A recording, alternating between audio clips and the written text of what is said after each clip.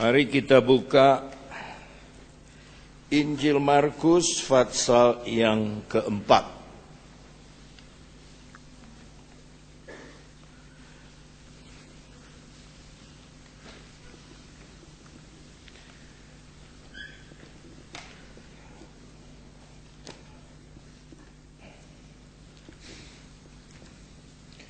Yang tadi bawa renungan itu dulu suka cukur siswa.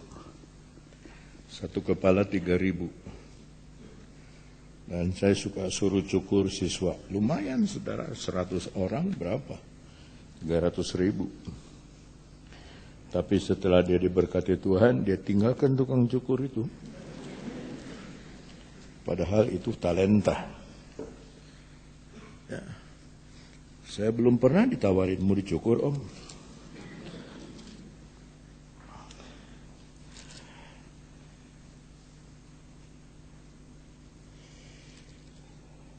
Ayat yang ke-30, perumpamaan tentang biji sesal. Katanya, dengan apa hendak kita membandingkan kerajaan Allah itu? Atau dengan perumpamaan manakah hendaknya kita menggambarkannya? Hal kerajaan itu seumpama biji sesawi yang ditaburkan di tanah. Memang biji itu yang paling kecil daripada segala jenis benih yang ada di bumi. Tetapi apabila ia ditaburkan, ia tumbuh dan menjadi lebih besar daripada segala sayuran yang lain dan mengeluarkan cabang-cabang yang besar, sehingga burung-burung di udara dapat bersarang dalam naungannya.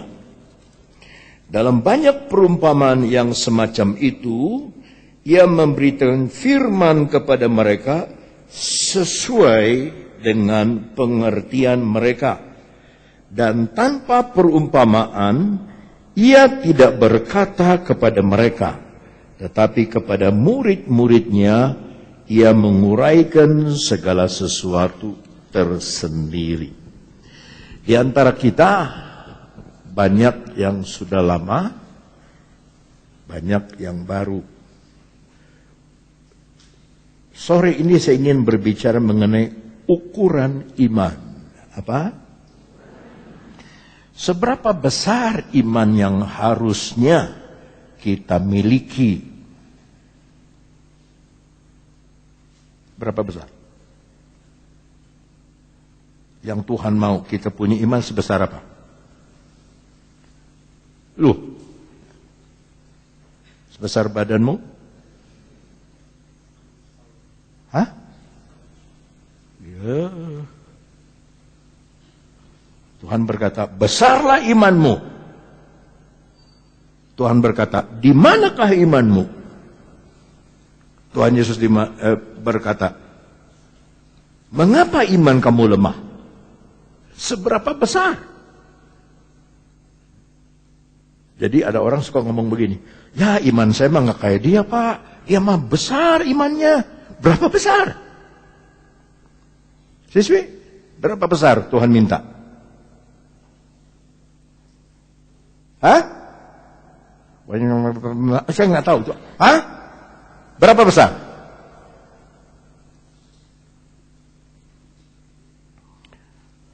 Sebab dalam Roma 12 menurut ukuran iman. Jadi setiap orang dikasih iman beda-beda. Ada yang besar, ada yang kecil, ada yang... Tetapi tidak ada seorang pun yang berkata, saya nggak punya iman. Bohong. Karena soal ukuran iman yang paling kecil saja sebesar biji sesawi, waktu ditanam atau waktu dipakai, itu tumbuh jadi pohon, sampai burung bisa bersarang pada daun-daunnya bisa berteduh pada daun yang rindang. Kadang-kadang kita perlu mujizat yang besar. Lalu ada pendeta bilang, mujizat besar datang dari iman yang besar. Saya nggak pernah baca iman yang besar menghasilkan mujizat besar. Coba saya pernah baca Yesus berkata, besar imanmu. Tapi dalam perumpamaan ini dia bilang, biji sesawi saya mau menggambarkan kerajaan Allah. Saudara nggak ngerti apa sih kerajaan Allah? Apa sih Kristen itu? Apa sih baptisan air itu? Apa sih menjadi Kristen itu? Banyak larangannya. Siapa bilang? Banyak larangannya. Nggak ada yang dilarang. Saudara mau berdosa silakan. Mau masuk neraka silakan.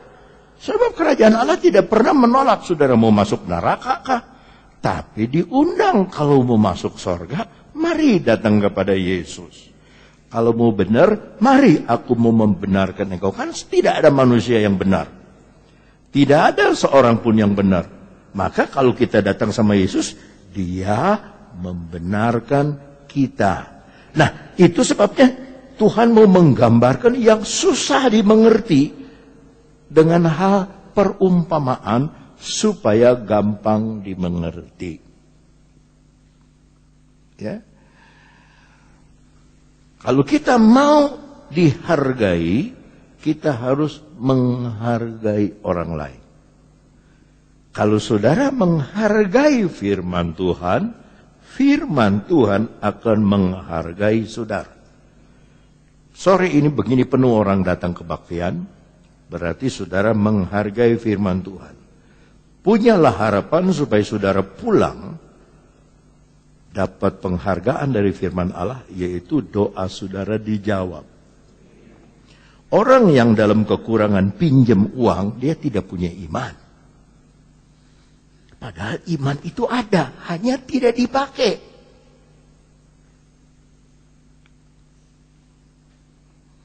Tadi kita dengar renungan, dulu saya kalau ke gereja cari berkat jasmani. Karena belum mengerti.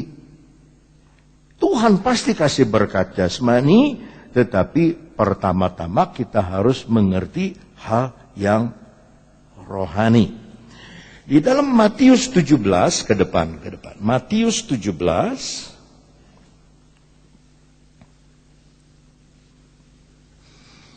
ayat 19 dan 20. Yang sudah dapat bilang haleluya. Saya baca 19 ayat 20 kita baca sama-sama. Kemudian murid-murid Yesus datang, dan ketika mereka sendirian dengan dia, bertanyalah mereka, mengapa kami tidak dapat mengusir setan itu? Ia berkata kepada mereka, karena kamu kurang percaya. Sebab aku berkata kepadamu, sesungguhnya sekiranya kamu mempunyai iman sebesar biji sesawi saja, kamu dapat berkata kepada gunung ini, pindah dari tempat ini ke sana, maka gunung ini akan pindah dan tak akan ada yang mustahil bagimu. Lalu ayat berikutnya saya baca, jenis ini tidak dapat diusir kecuali dengan doa dan puasa. Ada masalah yang hanya bisa dengan doa. Ada masalah bisa diatasi dengan baca firman Allah. Ada masalah yang Anda bisa diatasi dengan doa dan baca firman Allah. Tapi kadang-kadang ada masalah yang tidak bisa diatasi hanya dengan doa. Tapi harus dengan doa dan puasa. Yaitu usir setan dengan doa dan puasa. Dengan apa?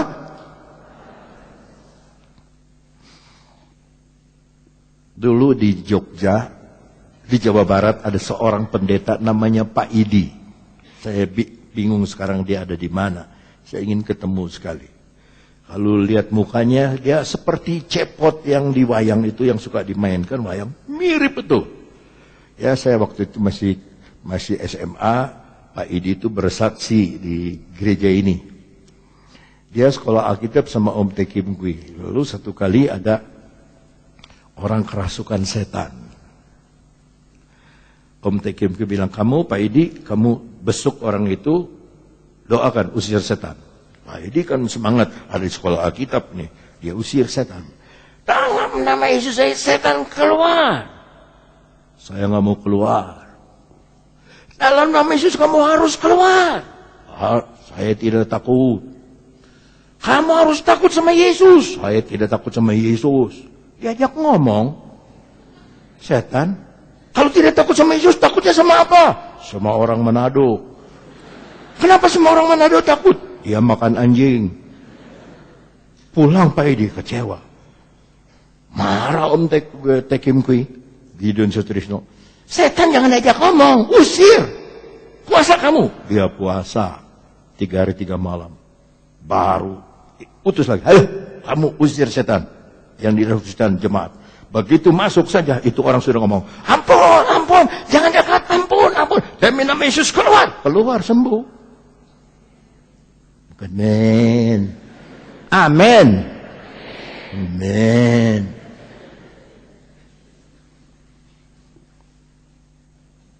Amin.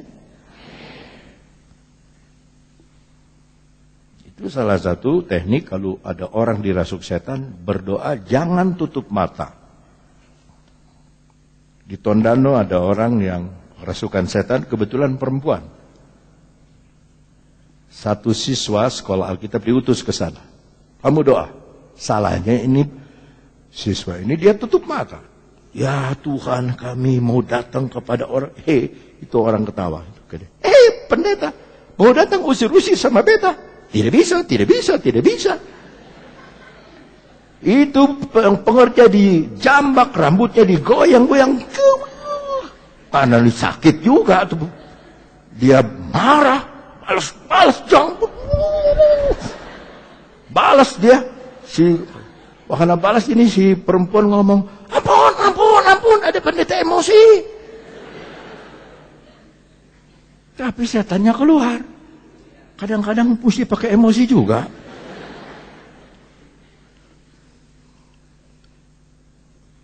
Tapi perhatikan ayat 20. Tuhan Yesus bilang begini.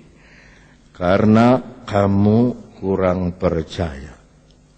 Kalau buat saya,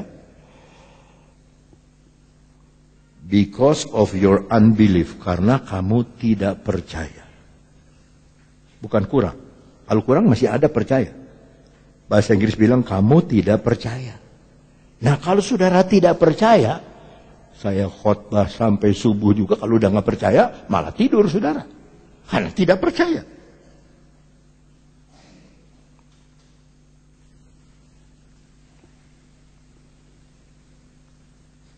Sebab kata Yesus, aku berkata kepadamu sesungguhnya sekiranya kamu mempunyai iman. Berapa ukuran iman kita? Tidak usah besar-besar. Sebesar biji sesawi. Dulu saya ke Israel dan orang Palestina sudah bisa bahasa Indonesia. Biji sesawi itu kayak kapri ya bentuknya. Kayak kacang jogok itu tapi kecilan. Jadi dibuka, itu benihnya banyak sekali tapi kecil. Lalu saya bagi sampai sekolah Alkitab, saya bagi murid kelas 2. Ini biji sesawi. Taruh dan simpan, akhir kursus saya akan tanya lagi. Mana biji sesawi itu? Mereka simpan baik-baik. Waktu di akhir kursus saya tanya, mana biji sesawi? Tidak ada satupun yang bisa memperlihatkan sama saya. Hilang hilang karena kecil. Jadi kalau saudara ada bolpen, saudara ke kertas, tek aja gitu. Segede itu biji sesawi. Kecil sekali. Maka benih paling kecil itu biji sesawi. Tapi kalau ditanam, kalau dipakai, dia jadi pohon yang besar. Pohon yang besar saya bayangkan cita-cita saudara tercapai. Saudaramu sembuh, bisa sembuh. Saudaramu sehat, bisa sehat. Saudara mau kuat, bisa kuat.